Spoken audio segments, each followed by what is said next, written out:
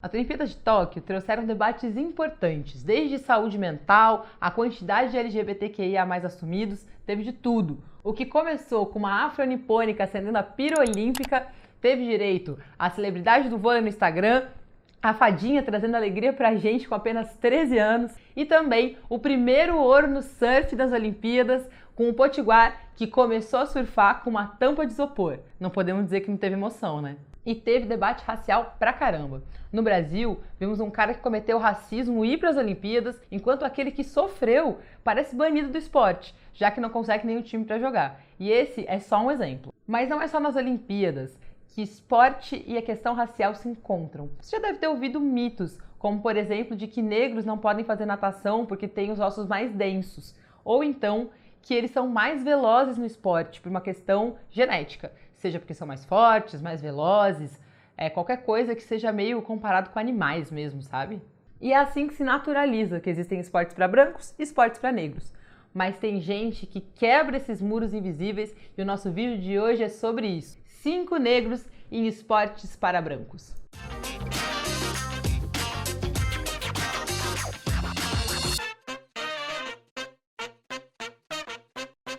Meu nome é Tati Ribeiro e esse é o canal Preta no Branco. Aqui a gente fala sobre tudo, sempre sob a minha perspectiva, uma mulher negra no Brasil. E tem muita coisa que a gente pode falar sobre esse ponto de vista, não é mesmo?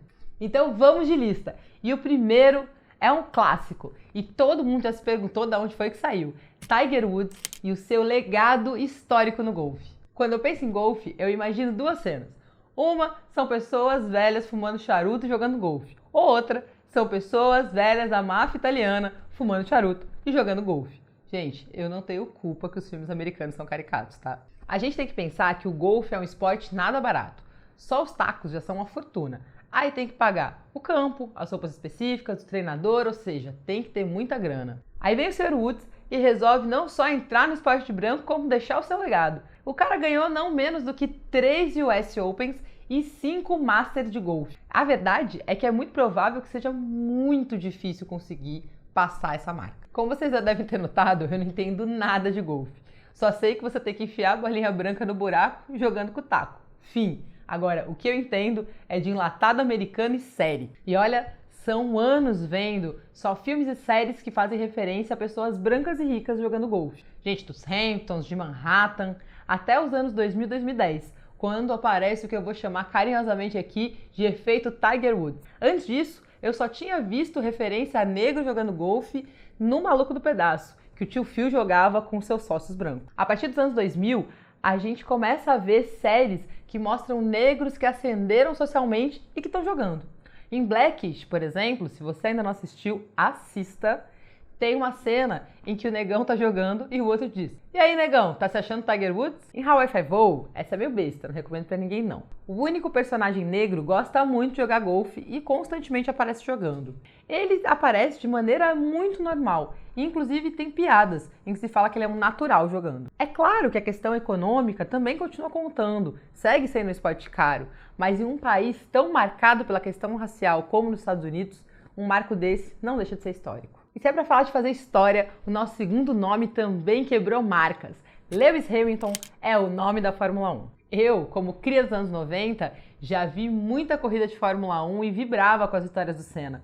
Eu lembro exatamente onde eu estava e o que eu estava fazendo no dia da morte dele, inclusive. Vi a ascensão do Schumacher e sua marca de ser o primeiro a conquistar 7 campeonatos. Esse é um esporte que também requer muito recurso financeiro. Afinal de contas, não dá pra treinar com o carrinho de rolimã que a gente brincava na rua, né? Aí vem o Hamilton e começa a bater as marcas do Schumacher. Ele hoje é o maior campeão da Fórmula 1 na ativa. E não é só nas pistas que ele deixou o seu legado. A combinação esporte e política sempre dividiu opiniões. Mas parece que o Hamilton não tá nem aí pro que os outros pensam. Em 2020, em meio às movimentações do Black Lives Matter, ele fez diversos atos para demonstrar o seu apoio.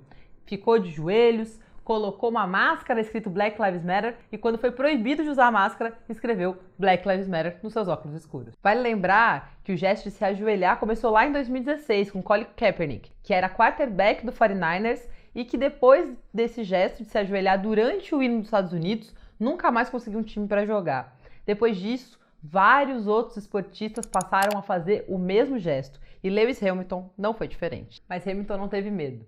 Ele se posicionou e quando tentaram calar sua voz, ele mudou de tática, mas não deixou de dizer o que precisava ser dito e contar para o mundo uma coisa muito importante, que vidas negras importam. E ainda ganhou seu 7º campeonato, empatando com Schumacher como o maior campeão da Fórmula 1. E ainda sobre Black Lives Matter, vale aqui uma menção honrosa ao gostoso LeBron James. Só que aí estamos falando do basquete, onde os pretinhos dominam e infelizmente não dá para colocar o gostoso na lista. Outro esporte que a gente aprendeu a assistir e gostar no Brasil é o tênis. Quem não acha o Guga uma das pessoas mais simpáticas do mundo tem algum problema. E sim, nós já tivemos o maior tenista do mundo aqui no Brasil. Mas é claro que não é dele que a gente vai falar aqui. O nosso número 3 é coletivo, Naomi Osaka e Serena Williams. Elas são duas das maiores tenistas da história. Serena Williams bateu diversos recordes no tênis. E estamos falando mais uma vez de um esporte extremamente elitista. Williams tem uma carreira invejável, com conquistas incríveis. Ela sofreu com racismo e machismo durante todo esse tempo, inclusive com a pressão para retornar para as quadras e depois para ter o mesmo desempenho que antes da gravidez, logo depois de parir. Ela mesma se posicionou na época, dizendo que não existia essa mesma pressão para as jogadoras brancas. É aquela coisa, né? A gente sempre precisa ser 3 vezes melhor e provar que nós somos. Já Naomi Osaka enfrentou o outro lado do racismo. Nascida no Japão, ela se mudou muito pequena para os Estados Unidos e cresceu lá. Por ser afro-nipônica, sempre teve sua identidade japonesa questionada. Mesmo assim, ela optou por defender o seu país de origem nas Olimpíadas e foi ela que acendeu a pira olímpica das Olimpíadas de Tóquio 2020. A questão racial apareceu com muita força nessas Olimpíadas. Isso porque, tanto no esporte quanto na sociedade em geral, ainda há muito que se avançar no antirracismo. E no Brasil, infelizmente, não é diferente. Só ver o que aconteceu com a nossa dupla número 4, Ângelo Assunção e Daiane dos Santos na ginástica. Vocês devem lembrar que Ângelo Assunção sofreu racismo dos seus colegas de delegação, né? Sob o comando de Arthur Nori, vários colegas brancos filmaram Ângelo Assunção fazendo piadas racistas enquanto ele estava claramente incomodado. Depois que ele demonstrou descontentamento e saiu de perto, eles foram até o quarto dele, ainda filmando, fazendo mais graça e dizendo que era apenas uma piada. Mas Ângelo não ficou calado, denunciou o racismo dessa situação. O caso apareceu em diversos jornais e noticiários, mas a gente sabe como é, né? O racismo no Brasil é o crime perfeito. Quem comete não acontece nada, mas aquele que sofreu o racismo e denuncia acaba sendo completamente isolado. Isso não foi diferente com o próprio Ângelo, que hoje parece estar retirado completamente do esporte, banido, e que não tem nenhum time para jogar. Ele mesmo se questiona em uma entrevista que ele dá sobre o que tão ruim ele fez para ser banido do esporte da forma como ele foi. Enquanto isso, Arthur Nori competiu nas Olimpíadas desse ano. A gente viu que ele não foi muito longe, mas não importa. Ele teve espaço, oportunidade e tempo para treinar. Quando eu estava fazendo essa lista, uma amiga me disse que não achava a ginástica um esporte de branco. Isso porque ela lembrava de várias ginastas negras. Isso porque nos últimos anos, realmente, a seleção brasileira, em especial a feminina, tem se enegrecido. Uma das primeiras nesse sentido foi a Daiane dos Santos. Daiane fez a gente aprender o que era um duplo twist carpado, que inclusive hoje leva o seu nome, dos Santos, e nos fez massificar mais o esporte. Hoje é muito comum a gente encontrar escolinhas de ginástica nas periferias, feitas por ONGs ou pessoas ligadas mesmo à ginástica. Esse é o efeito da Daiane dos Santos. Ela fez a gente amar um esporte que a gente mal conhecia. E esse efeito agora também tem outro nome, Rebeca, que se apresentou com baile de favela e trouxe mais uma medalha para casa. Valeu, Rebeca! Mas voltando para a Daiane, qual não foi a nossa surpresa ao descobrir que ela também sofreu racismo quando estava na seleção brasileira? Para apoiar a Assunção, ela deu uma entrevista contando o quanto ela foi isolada e discriminada por colegas da delegação e pessoas ligadas ao time. A verdade é que isso mostra o que nós negros já sabemos. Não se trata se algum negro em destaque vai sofrer racismo, mas quando esse negro vai sofrer racismo. Isso porque parece que a gente está tomando o lugar de alguém quando a gente ocupa um espaço ou quando a gente faz algo melhor que os outros. Como se a gente não fosse capaz de estar ali ou como se a gente estivesse, de alguma forma, incomodando. Daiane e Ângelo sofreram na seleção, enquanto seus algozes seguem livres, leves e soltos por aí. Nesse caso, Parece que o crime sempre compensa, né? O quinto lugar não é um esporte muito popular no Brasil, mas é um feito histórico. Siya Kolisi foi o primeiro negro a levantar uma taça de rugby na história do Campeonato Mundial. Estamos falando de 2019. Ora, sim, meus amigos, nós estamos falando de rugby. E quando eu penso em rugby, eu já imagino pessoas com bochecha cor-de-rosa e cara de poucos amigos. Claro que rugby, para nós brasileiros, normalmente é sinônimo de ingleses que vão sair do jogo correndo e vão brigar no próximo pub. Mas para os sul-africanos, rugby é sinônimo de resistência. E vamos de história. Na época do apartheid, aquele regime racista que dividia geograficamente brancos e negros, em que os negros tinham menos direitos e tudo mais, uma das coisas que eram proibidas para os negros era jogar rugby. Vale lembrar que a África do Sul ainda é o país mais desigual do mundo e que foi colonizado pelos ingleses, então o interesse tanto por futebol quanto por rugby era muito comum.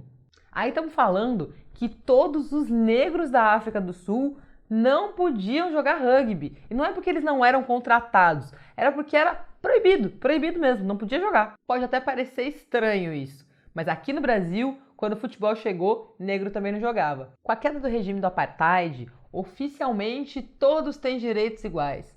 Muito bonito no papel, mas não resolve muita coisa na vida prática das pessoas. Isso porque as cidades desenvolvidas seguem sendo brancas e as favelas e cidades periféricas seguem negras. Qualquer semelhança com o país aí da América do Sul não é mera coincidência, viu? Não houve políticas de ações reparatórias.